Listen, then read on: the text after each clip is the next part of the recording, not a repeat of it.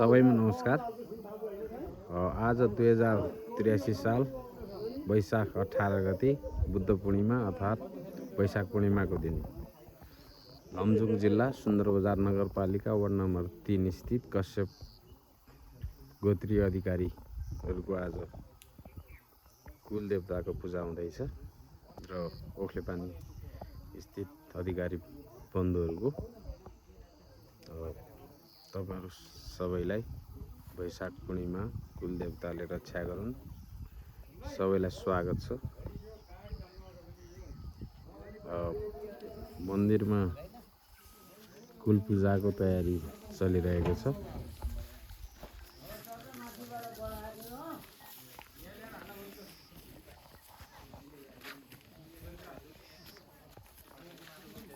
यो कुलदेवताको मन्दिर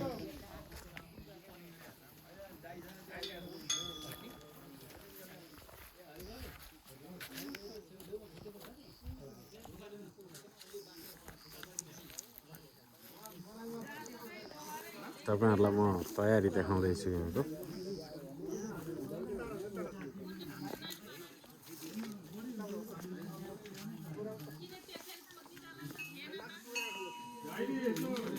माथि जाने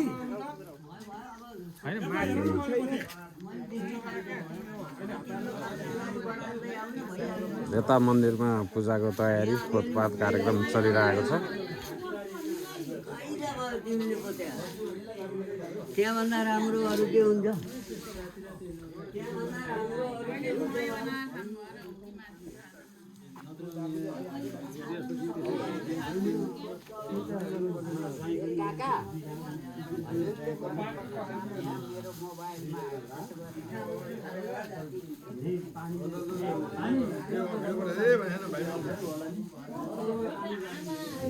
यो तोरण उनिरहेको छ। यता पूजा सामग्रीहरू चलिरहेको छ।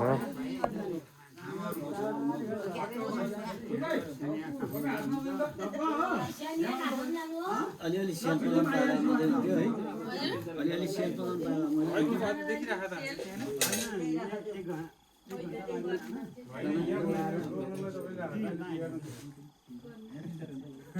माजान लाएर दाजु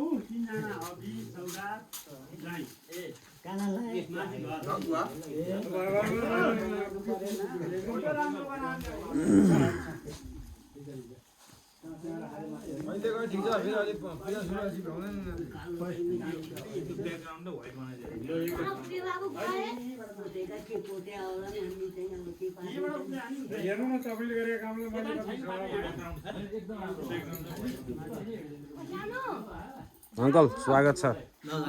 हामीसँग आज कुलदेवताको पूजाको लागि प्राध्यापक डाक्टर जीवन अधिकारी हुनुहुन्छ। म छोटो उहाँलाई एउटा क्वेसन सोध्छु कि यो कुल पूजा जुन किसिमले हामी पूजा गर्छौँ वास्तवमा यसको जरुरी किन र हामी सबै जम्मा भएर यो गर्नुपर्नको कारण केवल हाम्रो संस्कृति र कल्चरसँग मात्रै जोडिएको छ कि अरू चिजसँग यसको सम्बन्ध छ? यसको महत्त्वबारे थोरै बताइदिनु। नमस्कार सबैमा, सबै कुल बन्धुहरू, अधिकारी बन्धुहरू, कश्यप गोत्रीय अधिकारी बन्धुहरूमा म हार्दिक नमन गर्दछु। वास्तवमा पिता पुर्खाहरूका प्रतिको श्रद्धा भाव चाहिँ सबभन्दा महत्त्वपूर्ण कुरा हो पूजाका लागि। र पूजा सामान्यतया देवताको गरिन्छ। मनुष्यहरूमा पनि जो मूल पुर्खा हुनुहुन्छ, मूल पुरुषहरू हुनुहुन्छ, उत्तरोत्तर उहाँहरूका प्रति श्रद्धा व्यक्त गर्ने, आस्था राख्ने र विश्वासमा रहेर उहाँहरूका प्रति सम्मान व्यक्त गर्ने खास दिनको रूपमा चाहिँ हामी कुल पूजालाई लिन्छौँ, कुलदेवताको पूजा भनेर लिन्छौँ। र यो सामान्य संस्कृति मात्रै होइन, वास्तवमा पूजा र संस्कार र संस्कृतिका बिचमा अलिकति केही फरक छ भन्ने कुरा बुझ्नुपर्ने हुन्छ। संस्कार भनेका हाम्रा 16 संस्कारहरू हुन्। विभिन्न देवताहरूका पूजा गर्ने हाम्रा जन्मदेखि मृत्युसम्मका विभिन्न संस्कारहरू हुन्छन्। ती संस्कारहरूको आयोजना गर्दाखेरि त्यसका छुट्टै विधिहरू छन्, वैदिक विधिहरू छन्, लौकिक मन्त्रहरू छन्। ती मन्त्रहरूका माध्यमबाट तिनीहरूलाई चाहिँ वैधानिक रूपले पद्धतिगत हिसाबले चाहिँ पूजा गर्ने परम्परा रहेको छ। त्यो एउटा संस्कारको विषय भयो र त्यो संस्कारहरूका कर्महरू आयोजना गर्दाखेरि जे किसिमका सहायक कर्महरू गरिन्छ। जस्तो व्रतबन्ध गर्नु पर्यो भनेदेखि हामी के गर्थ्यौँ भने पहिल्यै यो बाजा बजाउने जातिहरूलाई ल्याएर अनि उनीहरूसँगबाट त्यो ढोलक बजाउने, अरू बाजाहरू बजाउने, त्यो एउटा संस्कृति हो। संस्कृति भनेको राम्रो कर्म, संस्कार भनेको चाहिँ विशेष किसिमको यज्ञ यागादि हाम्रा चाहिँ देह शुद्धिसँग सम्बद्ध रहेका, कर्मशुद्धिसँग सम्बन्ध रहेका विभिन्न विषयहरू हुन्। त्यस कारणले यो हाम्रो कुलदेवताको पद्धतिको अनुसार पूजा गर्ने जुन परम्परा छ यो भनेको संस्कारसँग जोडिएको छ, संस्कृति मात्रै यो होइन। त्यसैले यो आफ्ना कुलका पुर्खाहरूको प्रति सम्मान पनि हो, पुर्खाहरूका प्रति आस्था विश्वास र उहाँहरूको योगदानको स्मरण गर्ने दिन पनि हो। समस्त पितृहरूको, समस्त अधिकारी बन्धुहरूका, विशेष गरी जसले कुल पूजा गर्नुहुन्छ, कुलदेवताको पूजा गर्नुहुन्छ, उहाँहरूले आफ्ना कुलका पुर्खाहरूको परम्परागत हिसाबले जो योगदान रहिआएको छ, योग्यता छ, समाजमा कामहरू गर्नुभएको छ, राष्ट्रको लागि काम गर्नुभएको छ, ती सबै योगदानहरूलाई सम्झेर उहाँहरूका प्रति श्रद्धा व्यक्त गर्ने विशेष किसिमको पर्व हो यो वास्तवमा कुलदेवताको पूजा। संस्कृति मात्रै हो। यसमा मैले अर्को एउटा चिज जोड्न चाहेँ। यो गोत्र अनुसार अथवा जुन हामीले मानिआएका ऋषिमुनिहरू सप्तऋषिहरूसँगको जुन हाँगो अथवा कुल भनौँ त्योसँग जोडिएर आएको छ कि अहिले हामीले मान्दै आएका जात जातिसँग अथवा जुन कास्ट सिस्टम जुन हामी भन्छौँ त्योसँग आधारित छ? यो वास्तवमा जाति प्रथा भन्ने पछाडि आएको विषय हो। वेदका वैदिक कालमा वेदका मन्त्रहरूमा कहीँ कतै पनि जात जातिको विषय उठेको पाइँदैन। अब आध्यात्मिक दृष्टिले, दार्शनिक दृष्टिले हेर्ने हो भने त जातिको विषय त स्त्री र पुरुषभन्दा अरू केही देखिँदैन। कसरी भने एउटा जो मूल ईश्वर हुनुहुन्छ उहाँ चाहिँ क्षीर सागरमा सुतेको बेलामा एक्लै सुत्नु भएको छ। उठिसकेपछि म एक्लै एको हम बहुश्याम भन्ने उहाँलाई चाहिँ इच्छा लाग्यो, म एक्लै छु, मलाई धेरै हुन मन लाग्यो भनिसकेपछि उहाँले आधा शरीर देब्रेतिरको स्त्री र दाहिनेतिरको पुरुष गरेर परस्पर संयोगको हिसाबले सृष्टि अगाडि बढेको भन्ने एउटा परम्परा छ।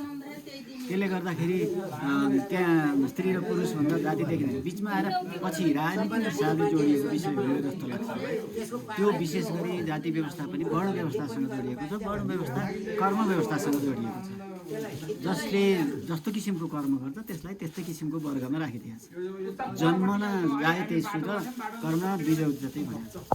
जन्मिनसके त सबै सुध जस्तै जन्मिन्छ। जब संस्कारात बिजौ जस्तै भन्छ, कर्मबाट संस्कारबाट उनीहरू के हुन्छ? ब्राह्मण हुन्छ। त्यसैले ब्राह्मणको कुलमा जन्मले मात्रै ब्राह्मण हुँदैन, कर्मले ब्राह्मण हुनु पर्यो। ब्रह्म जानादिति ब्राह्मण। त्यसैले यो ब्राह्मण क्षेत्रीय वैश्य शूद्र भन्ने यो कर्मको आधारमा विभाजन गरिएको वर्गको विषय हो। पछिल्लो चरणमा आएर यो राजनीतिक विषय हो जस्तो लाग्छ। अब यसलाई म अलिकति अर्को एउटा पाटो जोड्न चाहन्छु। कतिपय अवस्थामा हामीले समाजमा बुझ्दाखेरि यही कुलदेवताको पूजा पनि कसैले 1 वर्षमा गर्ने, कसैले 5 वर्ष, 6 वर्ष अथवा 12 वर्षमा गर्ने, कसैले 6 महिनामा 1 फेर गर्ने देखिरहेको छ। वास्तवमा यो किन यस्तो विविधता देखिन्छ? आखिर कुलको पूजा थियो भने त र हामीले अघि पनि भन्यौँ जात जाति अथवा संस्कृतिको हिसाबमा पनि हामीले महिला र पुरुष मात्रै जात छ, त्यो फरक छैन भनेको अवस्थामा समाज अनुसार किन यो कुलदेवताको पूजामा पनि यो विविधता देखिरहेको छ? अब आचारका पद्धतिहरू फरक फरक बताइएका छन्। पछिल्लो ब्रह्माजीका मानस पुत्रहरू र तिनका पुत्रहरू सन्ततिहरू हुँदै ऋषि परम्परामा हाम्रो ज्ञान र दर्शनको एउटा संस्था, प्रत्येक सप्तर्षिहरू एउटा संस्था मानेर तिनीहरूबाट परम्परित भएर चलिरहेको विषय हो। र ऋषिहरूले त्यत्तिकै त्यो विषय बताएको होइन, अनुसन्धान गरेर समाधिमा बसेर आफ्नो दिव्य दृष्टिबाट वेदका मन्त्रहरू देखे अनुसार तिनले निर्देशित गरे अनुसारको चाहिँ एउटा दैवी शक्तिबाट निर्देशित भएर उहाँहरूले त्यो पद्धति बनाउनु भएको। त्यस कारणले पद्धतिको विषयमा आचारको विषयमा कुरा गऱ्यौँ भने देशाचार, कुलाचार, शास्त्राचार भन्ने विभिन्न किसिमका आचारहरू हुन्छन्। विभिन्न ऋषिका स्मृतिहरू छन्, स्मृतिशास्त्रहरू छन्। पराशर स्मृति छ, मनुस्मृति छ, ऋषिले बनाएका स्मृतिहरू छन्। र त्यो स्मृतिले पनि अब हाम्रो यो लामो कालखण्डसम्म यो सारा परम्परा चलेको अवस्थामा भएको के छ भनेदेखि एउटा कल्प भनिन्छ, पद्मकल्प। अब अहिले मन्वन्तरहरूको कुरा आउँछ, वैवस्वत मन्वन्तर हामी छौँ, कलियुगमा छौँ। विभिन्न किसिमका 28औं पटक त यो महाप्रलय भएर आइसक्यो, कलियुग 28औं चलिरहेछ। त्यसले गर्दाखेरि प्रत्येक मन्वन्तरमा ऋषि फरक हुने, ऋषिको दृष्टिकोण फरक हुने र दृष्टिकोण फरक भएअनुसार उनीहरूको दर्शन फरक हुने र त्यो दर्शनले मार्गदर्शन जे दियो, जे आदेश गर्यो त्यो अनुसारको परम्परालाई पक्रिने त्यो ऋषि कुलको परम्परा हो। प्रत्येक ऋषि कुलको फरक फरक परम्परा कारणले अनि त्यो आफ्नो कुल परम्परा र त्यो आचारको जुन कुरा गऱ्यो भने त्यसमा चाहिँ कुलाचार सबैभन्दा बलियो हुन्छ भन्ने खालको मत छ। कुलाचार आफ्नो कुलमा जस्तो किसिमको आचार गर्दै आयो, कसैले 6 महिनाको आचार परम्परा थाले, कसैले वर्ष दिनको थाले, कसैले 12 वर्षमा थाले। त्यो व्यावहारिक दृष्टिले सुविधा हेरेर पनि बनाइएको छ। त्यो देश अनुसारको सुविधा को मान्छे कहाँबाट, अहिले त हामी चितवनबाट आउन सक्दैछौँ, यही वर्ष दिनमा गरिरहेछौँ। भोलि सकिएन भने हामीले पनि के गर्नुपर्छ, क्षमा पूजा गरेर प्रभु सकिएन हामी 2 वर्षमा गर्छौँ अथवा 5 वर्षमा गर्छौँ अथवा 12 वर्षमा गर्छौँ भन्ने खालको परम्परा पनि बसाल्नुपर्ने हुन्छ। कतै यो व्यक्तिको व्यावहारिक पक्षलाई पनि जोडेर त्यसो गरिएको त होइन? व्यक्ति भन्दा पनि सामाजिक भनौँ, एउटा समाजको एउटा जुन वर्ग भनौँ न, एउटा वंशको वर्ग जुन भन्छौँ हामी, त्यो वंशको वर्गको सुविधालाई हेरेर पनि बनाइएको छ। अब यसमा म अझ अर्को एउटा गम्भीर प्रश्न उठाउन चाहन्छु। कुलदेवताको पूजामा हामीले देखिरहेको कतिपयले काटमार नगरिकन कुलदेवताको पूजा गरेको देखिन्छ। जस्तो हामी प्रसादको रूपमा खिर अथवा पुवा अथवा कुनै बनाएर, कतिपयको अब एक किसिमले भन्दाखेरि कुलदेवतालाई बलि चढाउने प्रथा भनौँ त्यसलाई, अब बलि चढाउने प्रस्ताव त्यो देखिन्छ प्रथा। अब यसलाई कसरी हेर्ने? अघि मैले भने जस्तै त्यो पनि कुलको आचारसँग जोडिएको। यो वास्तवमा कुल वा संस्कृतिसँग मात्रै जोडिएको हो कि बलि प्रथा कहीँ न कहीँ धर्मसँग? हुन त वेदले अथवा पुराणहरूले कतै पनि बलि प्रथालाई स्वीकार गरेको त देखिँदैन। यदि देखिने नै हो भने हामी कतिपय अवस्थामा नरिवलले अथवा घिरौँलोले पनि बढी चढाएको देख्छौँ भनेपछि काटमार गर्नु नै पर्दो रहेछ भन्ने त त्यसले पनि खण्डन त गरिरहेको अवस्था छ। तर पनि अझै पनि हामी एउटा के देख्छौँ भन्दाखेरि कुलको पूजामा कतिपय समाज र संस्कृतिमा बलि प्रथालाई स्वीकार गरेर बलि दिइरहेको देखिन्छ। यसलाई कसरी हेर्नुहुन्छ? अब सबभन्दा पहिले त बलि शब्दको अर्थ बुझ्नु पर्यो। बलि भनेको वास्तवमा त्यो चाहिँ उपहार भन्ने अर्थमा हो। उपायन भनिन्छ कसैलाई मन परेर श्रद्धाले अथवा कुनै व्यक्तिले गरेको योगदानलाई चाहिँ मूल्याङ्कन गरेर जे कुरा उपहारको रूपमा दिइन्छ त्यो चाहिँ बलि हो। अब त्यो बलि चाहिँ कस्तो पनि भनिएको छ भने, अब रघुवंशमा दिलीप राजाको गाई सेवाको सन्दर्भमा चाहिँ गोठमा लगेर बलिको रूपमा बत्ती बालिदिने काम पनि गरेको भनेर बलि स्वरूपको दीप प्रज्वलन गर्ने त्यो परम्पराको पनि त्यहाँनिर कुरा गरिएको छ।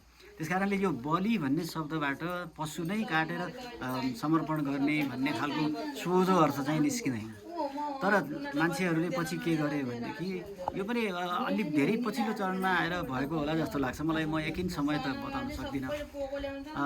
त्यसै कारणले गर्दाखेरि त्यो पनि बिस्तारै मान्छेको व्यवहार आचार र मान्छेको आहार प्रणालीसँग जोडिएर पो आयो कि जस्तो पनि लाग्ने।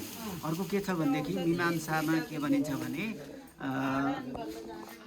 त्यो अवैधिक तरिकाले वैधिक भनेको विधानअनुसार भनौँ न, विधिपूर्वकको चाहिँ त्यो यज्ञमा दिइने बलि भएन भनेदेखि तिनीहरूको चाहिँ त्यो बलि दिने व्यक्ति नरकमा जान्छ भन्ने खालको एउटा छ भनेदेखि यज्ञमा जो पशु बलि दिइन्छ त्यो पशु चाहिँ अत्यन्त पवित्र गराएर मन्त्रले त्यसलाई चाहिँ सबै कुराको व्यवस्था मिलाएर अनि फेरि त्यसलाई अब त्यो त्यहाँ काटिसकेपछि फेरि जन्मिनु नपर्ने फेरि मर्नु नपर्ने गरी मुक्ति हुने खालको बाटोसम्म पुर्याएर त्यो मन्त्रको विधान त्यसरी चाहिँ लगिसकेपछि अनि अब यिनीहरू चाहिँ फेरि जन्मिँदैनन् भन्ने विश्वासमा त्यो गरिएको छ। त्यसमा त्यो यज्ञ कर्म जुन आयो यज्ञ कर्म भनेपछि यो हाम्रो हवन गर्नेदेखि लिएर यी विभिन्न किसिमका यज्ञानुष्ठानका जुन कुराहरू आए त्यसमा चाहिँ त्यो जोडिएर आएको जस्तो मलाई लाग्छ।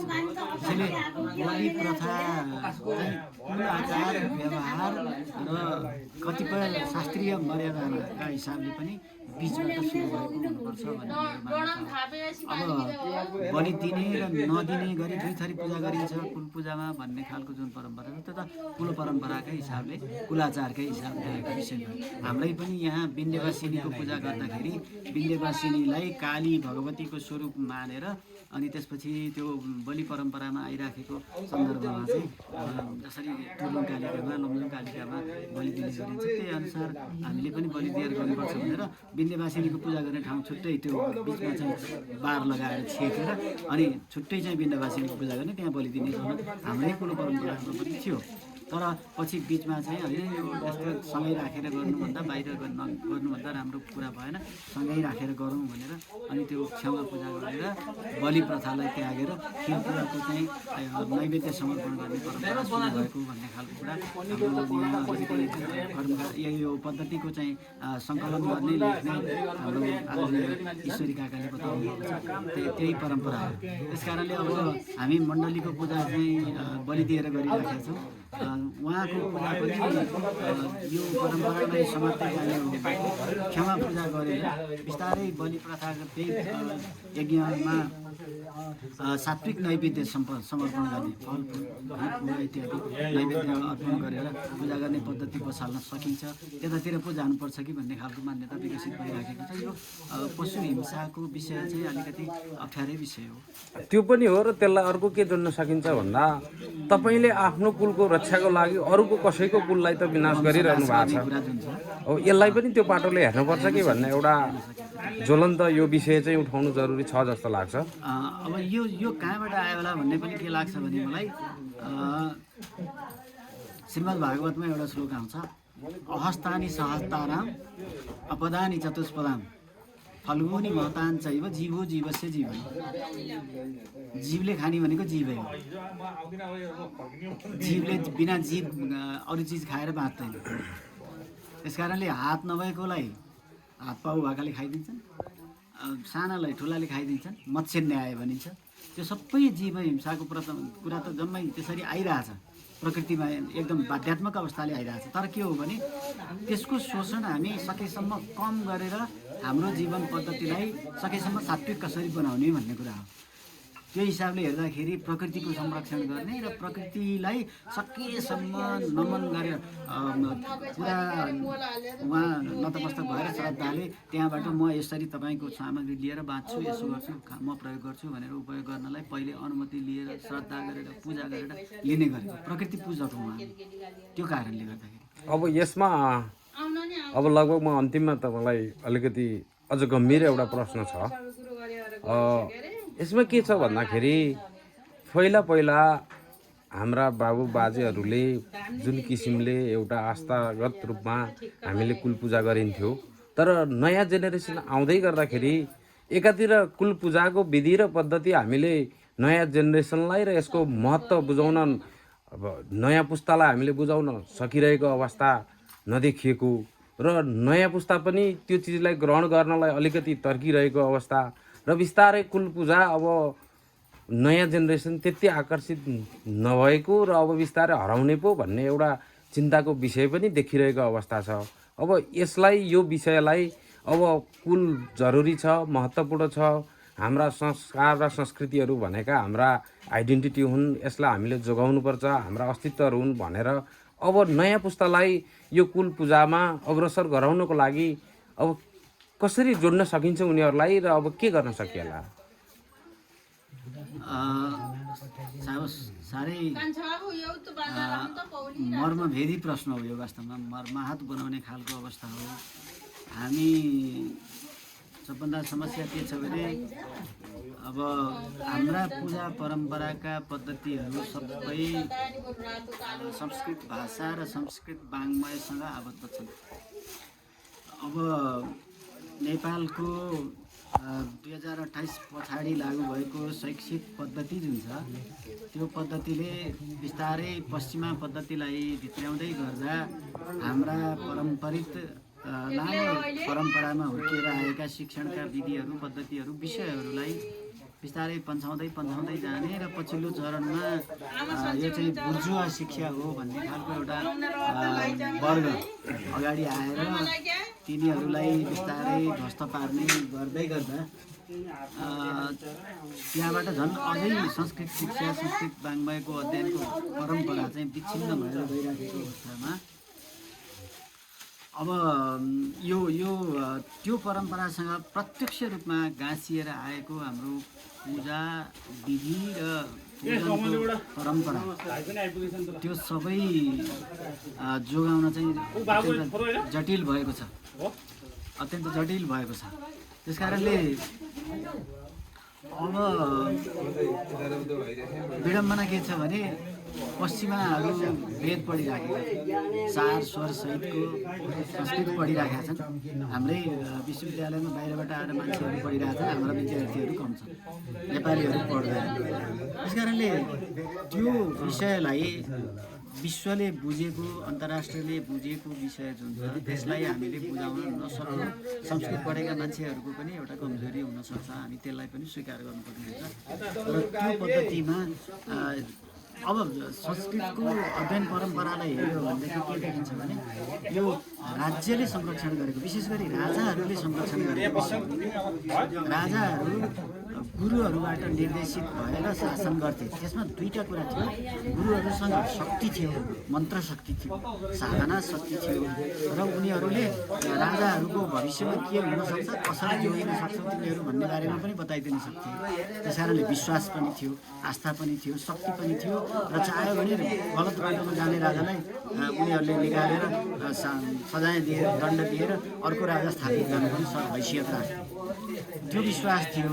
त्यस कारणले त्यो परम्परालाई विचार गरेर अब राज्यले चाहिँ के गर्नुपर्छ भनेदेखि ठिक छ, आधुनिक विषय पनि अवश्य चाहियो, विज्ञानले विभिन्न किसिमका चाहिँ उन्नति गरेको छ, तर त्यो पनि संस्कृतकै आधारमा गरेको हो। जसरी म्याक्सवेलले वेदको अनुवाद गरे जर्मनमा गएर त्यो सारा भयो, तिनीहरूबाट भइसकेपछि अनि विज्ञानले विकास भयो भन्ने खालको कुराहरू सुन्न पाइन्छ, पढ्न पाइन्छ।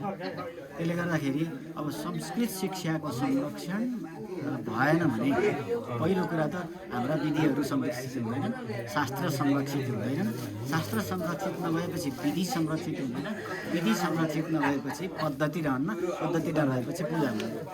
त्यसले गर्दाखेरि सबभन्दा पहिले त हाम्रो शास्त्र संरक्षण गर्नु पर्यो, पूजाको विधि संरक्षण गर्नु र त्यो विधिलाई बिस्तारै हस्तान्तरण गर्नको लागि अर्को के छ भने हामी हिन्दू सम्प्रदायसँग सम्बद्ध छौँ।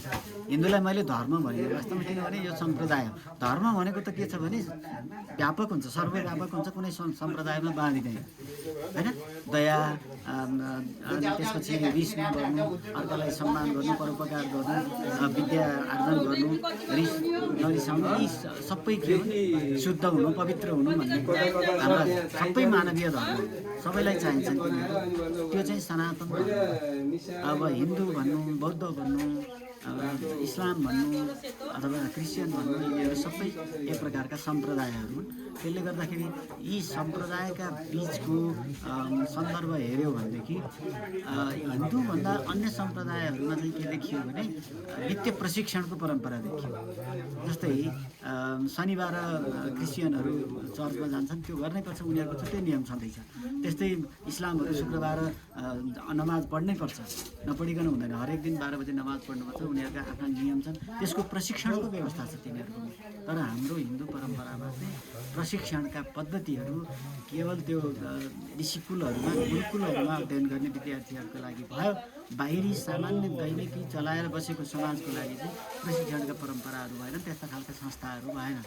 त्यस्ता खालका संस्थाहरू भएनन् भने पनि कुलको एउटा वर्गका हिसाबले हामीले अब हाम्रा पद्धतिहरू यी हुन्, हाम्रो कुलको मर्यादा यो हो, हाम्रा कुलका यस्ता यस्ता पुर्खाहरू थिए र हामीले त्यसको संरक्षण गरेर उहाँहरूको प्रति श्रद्धा व्यक्त गर्ने र पूजा गर्नुपर्छ भन्ने खालको चाहिँ हामीले आउने पुस्तालाई चाहिँ सिकाउनुपर्छ, प्रशिक्षण दिनुपर्छ, हस्तान्तरण गर्नुपर्छ। त्यो भयो भने हाम्रो यो संरक्षण हुन सक्छ। भनेपछि समग्रमा धर्म र संस्कृतिलाई व्यक्तिगत आचरणमा जोडेर सत्कर्ममा मान्छेलाई जुन विजडम भन्छौँ हामी, विजडममा पुर्याइदियौँ भने प्रज्ञावान बनाउनु पर्यो। हामीले प्रयोग गर्ने शिक्षालाई ज्ञानमा पुर्याएर त्यसलाई चेतनामा पुर्याउन सकियो भने हाम्रो धर्म पनि रक्षा भयो, संस्कृति पनि रक्षा भयो, समाज पनि सकारात्मक परिवर्तनमा आयो र कुलको पनि रक्षा भयो। एकदम। अब त्योसँग जोडिएर हेर्दा शिक्षा, विद्या र प्रज्ञाका कुराहरू आउँछन्। शिक्षा भनेको सामान्य किसिमले भौतिक वस्तुहरू जे छन् तिनीहरूका विषयमा ज्ञान गर्नु हो, एक प्रकारको नलेज हो, सूचनाको सङ्ग्रह गर्ने काम चाहिँ शिक्षा हो, सिकाइ हो त्यो। त त्यसलाई व्यवहारमा रूपान्तरण गर्ने किसिमले अलिकति ज्ञानको पद्धतिमा लैजाने कुरा चाहिँ विद्या हो। त्यसलाई प्रयोगात्मक ढङ्गले अगाडि लिएर आउनु पर्यो। सिद्धान्त सिक्यो, जस्तै पौडी खेल्न चाहिँ यसरी हात चलाउनुपर्छ, पानीमा जानुपर्छ, यसरी यसरी गर्नुपर्छ भन्ने सिद्धान्त पढाइयो। तर पौडी खेल्नको लागि पानीमै लगेर चाहिँ अभ्यास गराइएन भनेदेखि वास्तवमा त्यो ज्ञानमा रूपान्तरित हुन सक्दैन। त ज्ञानमा रूपान्तरित भइसकेपछि सूचना र ज्ञानको बिचमा तादात्म्य कहाँनिर छ भन्ने कुरा खोजेर यहाँ चाहिँ यस्तो हुँदो रहेछ, त्यस कारणले यो गर्नुपर्ने रहेछ जस्तो विवेकशील हुने खालको कुरा हुन्छ। पढेको छ, जानेको छ, तर विवेक छैन भनेदेखि व्यवहार राम्रो गर्न सक्दैन, आचरण राम्रो हुन सक्दैन। त्यो प्रज्ञाको लेभलमा पुगिसकेपछि मात्रै बल्ल अघि बाबुले भने जस्तो चैतन्यको केन्द्रमा चाहिँ हामी हिच गर्न सक्छौँ, त्यसमा चाहिँ त्यसलाई स्थापित गर्न सक्छौँ। त्यस कारणले शिक्षा, विद्या र प्रज्ञाको जुन उत्तरोत्तर सोपान क्रम छ त्यसलाई राम्रोसँग बुझाएर हामीले हस्तान्तरण गर्ने यो हाम्रा मर्यादाहरू हस्तान्तरण गर्ने प्रक्रियालाई अगाडि बढाउन सक्यौँ भने यसको संरक्षण हुन्छ भन्ने मलाई लाग्छ। हस्, तपाईँको विचारको लागि धेरै धेरै धन्यवाद। म यसलाई अन्त्य गर्दिनँ। हामीसँग अर्को यस विषयमा धेरै जानकारी राख्ने हाम्रै कुलको ईश्वरी प्रसाद अधिकारीज्यू पनि आउँदै हुनुहुन्छ। उहाँ आइसकेपछि फेरि उहाँलाई पनि यही विषयमा जोडेर हामी पुनः आउनेछौँ। अहिलेको लागि यसलाई चाहिँ म यहाँ सिद्ध्याउँदिन, रोक्छु र विचारको लागि र तपाईँको यो अमूल्य जुन ज्ञान अथवा कुल सम्बन्धी ज्ञान हामीलाई दिनुभयो, हाम्रो दर्शकलाई दिनुभयो, त्यसको लागि तपाईँलाई अहिलेलाई धेरै धेरै धन्यवाद। यो अवसरको लागि पनि यो कुल पूजामा आएको अवस्थामा कुलपितृहरूले कश्यप ऋषि हाम्रा कुलका पुर्खा हामी कश्यप गोत्रीय अधिकारी बन्धुहरू र यो कश्यप गोत्रका हाम्रा मूल पुरुष ऋषि कश्यपको आशीर्वाद हामी सबैलाई प्राप्त भइरहोस्। हाम्रा कुलदेवता महादेव हुनुहुन्छ, शिवजी हुनुहुन्छ, उहाँकै साथमा अरू हामी गङ्गाको पूजा गर्छौँ। हामी ठगीश्वर भनेर किराँतेश्वर स्वरूपको चाहिँ भगवान् शिवको पूजा गर्छौँ। गैडीदेव भनेर शिवकै एउटा प्रतिरूपको रूपमा गोष्ठ देवताको पूजा गर्छौँ। त्यसपछि भगवती चण्डीको पूजा गर्छौँ। देउराली भनेर हाम्रो यहीँ हाम्रै स्थानीय कुनै विशेष देवी हुनुहुन्छ उहाँको पूजा गर्छौँ। र विन्ध्यवासिनी भनेर हामी जहाँबाट आफ्नो मूल परम्परा, मूल पुर्खाहरू बिस्तारै बसाइ सर्दै आउनुभयो त्यो मूल ठाउँमा पूजा गरिएकी विन्ध्यवासिनी देवीको पनि हामी पूजा गर्छौँ। त्यसैले यी सबै देवीहरूको आशीर्वाद हामीलाई प्राप्त होस्। हामी हाम्रा अगाडिका कर्महरू यिनै कुलदेवी र कुलदेवताका आशीर्वादले वरप्रसादले चाहिँ हामी निर्विघ्न रूपमा हाम्रा सन्ततिहरूको यात्रा सञ्चालन गर्न सकौँ। हाम्रा सन्ततिहरू असल हुन्, प्रबुद्ध हुन्, विद्वान हुन्, प्रतिष्ठित हुन्, यही कामना गर्दछु र पनि धन्यवाद। हस्, तपाईँलाई धेरै धेरै